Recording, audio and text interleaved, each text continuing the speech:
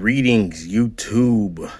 So today, if you follow my Instagram, you've seen that I've had an influx of action figures this week. So I'm going to try to review a couple of them, and I'm going to start with this one. But yeah, you're going to see a lot of reviews and a lot of information coming from me for the next week or so, because I got a whole bunch of stuff in. All right, so today we are looking at the Medicom Mafex Batman Hush version of Superman. So let's get into it.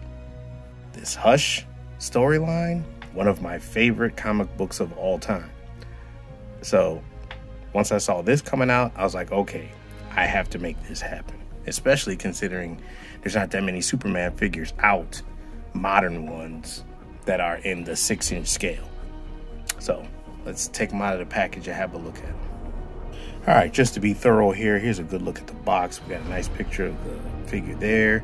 There is some artwork, and that is Jim Lee artwork. One of the reasons why that Hush story is so great. In the back, inside the packaging, some more product shots, some nice pictures of the figure on the back. Another product shot. Top has this, Batman Hush, nice figure of Soups. So enough about the box, let's take a look at the figure. So as we take a look at Mr. Kal-El here in the packaging, we have the figure, we have an extra head, we have these vines. They are relevant to the storyline because during this story, Poison Ivy had control over Superman and he was acting up, and Batman had to take him down. We have some extra hands. We have another hand, and this is for actually the blue version of the Hush Superman, which I don't have yet. I was undecided on whether I was going to get it or not. I think I like the black one better. But, so here he is. Let's have a look at him outside of the package. And you also get a stand. Okay, so we have him now free of plastic, well, extra plastic. And just taking a very raw, very initial first impression of this figure. Again, this is my first Mafex figure, so all of this is kind of new to me. So looks wise, he looks great. He looks really, really good. Like aesthetically, this is spectacular looking. What I have noticed though is that, and I'm sure that people who buy a lot of import figures, import high-end figures, he's fragile. Like his joints and everything feel very fragile. Like when I'm holding a Marvel Legend or a G.I. Joe Classified or a Mezco figure, they just feel a lot sturdier. Like it feels like, he feels like if I push too hard, I would just snap this arm off like I'm Superman. So, and I've heard, you know, that about import figures, that you can't, you know, you can't manhandle them because they are not built to be really, I'm not going to say they're not built to be played with, but they're not built to be put through the paces like you would a Marvel Legend. Like you get a Marvel Legend out of the package and you're twisting arms and bending knees all fast and, you know, not heating anything up. It's just supposed to work right out of the box. This guy, he needs some TLC. Like you can't, I don't think I can work with him with the same recklessness that I do with some of my other figures, which that's not a bad thing, but it's something to recognize because you'll wind up tearing up your $100 figure and then everybody's pissed off. All right, so let's have a look at him aesthetically close up. All right, here we have Kal-El, aka Clark Kent, aka Superman, last son of Krypton. And starting from the head here, very good head sculpt. There is a blue tint to a lot of stuff, and this is, you know, if you read comic books, whenever somebody has black hair or something like that, they oftentimes put a lot of blue highlights in it. And in the comic book, it doesn't look weird or anything, but here it kind of looks a little bit weird. Like his eyebrows are too blue. I mean, the hair, I would say the hair isn't that bad. Well, maybe. I don't know. But the eyebrows look too blue. But the sculpt itself is really nice. I like the sculpt. So you got the S on the chest. It is painted on. It is not a separate piece. However, speaking of separate pieces, this chest musculature is a separate piece, and that's what the cape is plugged into. So that's different. You can see the seam there. Musculature looks great. I think I would have rathered his waist been a little bit more thicker to fill in that part that's in between the waist and the belt. I don't know if I love that. I mean, doesn't look terrible, but it is noticeable. Legs look good. Got a little bit of sculpt here on the boot. Colors are nice and vibrant. Looks very good. And I like that they have the S on the back of the cape. Speaking of the cape though, it doesn't look to be symmetrical.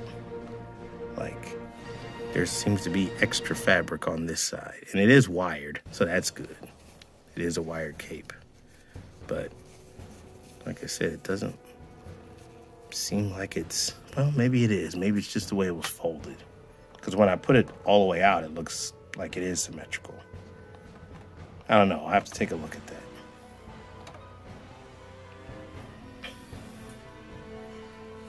But yeah, looks wise, I got no complaints. Maybe the blue was a little bit heavy-handed on the eyebrows, but that's really all I can think of. All right, let's move on. Okay, so let's go into articulation. So the head is, there might be like a dumbbell, or it looks like a dumbbell joint inside of that neck, but it gives you a lot of tilt. His neck is also articulated at the base. So the neck itself, right? I'm seeing that right? Yeah, the neck itself is on some type of ball peg. Your shoulders and arms are in what looks to be a butterfly type setup. It doesn't get a crazy amount of motion butterfly wise. Your bicep is on a swivel, and it's actually, this arm seems to be really loose. You're double jointed. I do like how they do their double joints though. That's very nice. And you see my floppy kind of bicep. I may have to put something in there to tighten that up.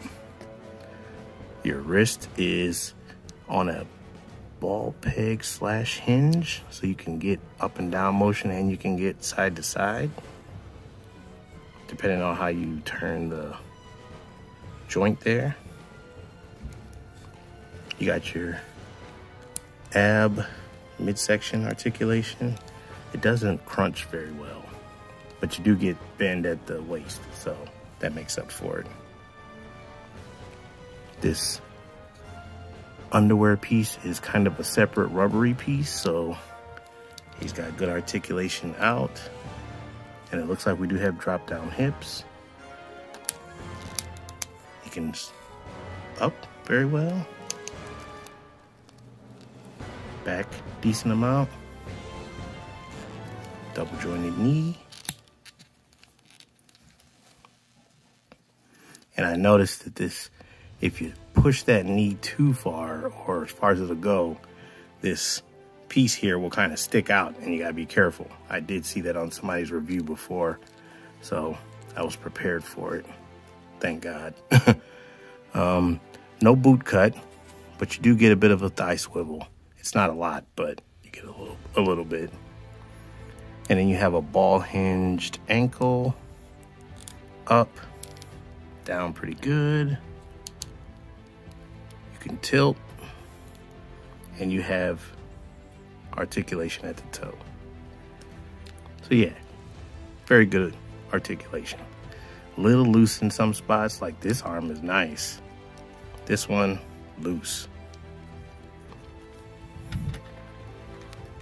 Okay, let's look at his accessories. All right, so we got two kind of fists, but they have a little bit of space in between the thumb and the fingers, probably to hold his cape. I think this might be for. I think so. You get two of these open hands. You get a more cupped hand. Actually, you get two of those, sorry. Two of those. You get your obligatory, every Superman should come with, flight hands.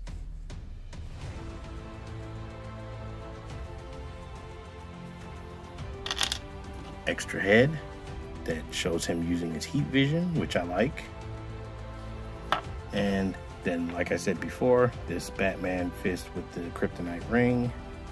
And then, of course, the vines to make it like he's being controlled by Poison Ivy. Okay, so here's the Mafex Superman with my custom Superman built on a Marvel Legends body. I want to say that was a Captain America body. And here is the DC Universe Classic Superman. All right, here he is with another custom. This is a custom Batman. This is on the gray gargoyle body. And again, head looks way bigger. Maybe you could fudge it in a picture, but like using it like for my purposes for stop motion, that's probably not going to look right. All right, here we have a comparison with a G.I. Joe Classified Beachhead and Hazard Squad Gomez. Now, Hazard Squad Gomez, size-wise, fits up pretty good with him.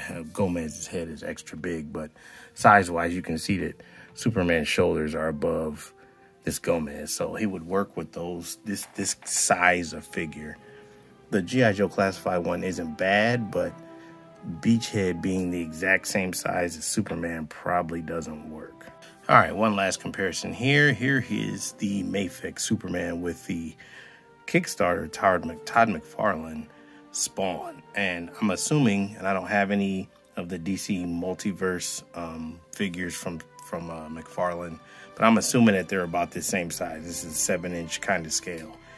Your DC multiverse figures that are coming out from McFarlane, no, that's not going to work. So this presents a bit of a conundrum, and I'll talk about that right now. All right, so I thought about this, so I wanted to go ahead and throw it in here. Here we have some articulated icons ninjas, and this customized up, but that's an articulated icons body. That scale works. These are regular sized guys. Here's a Superman. This one works. So that's the conundrum.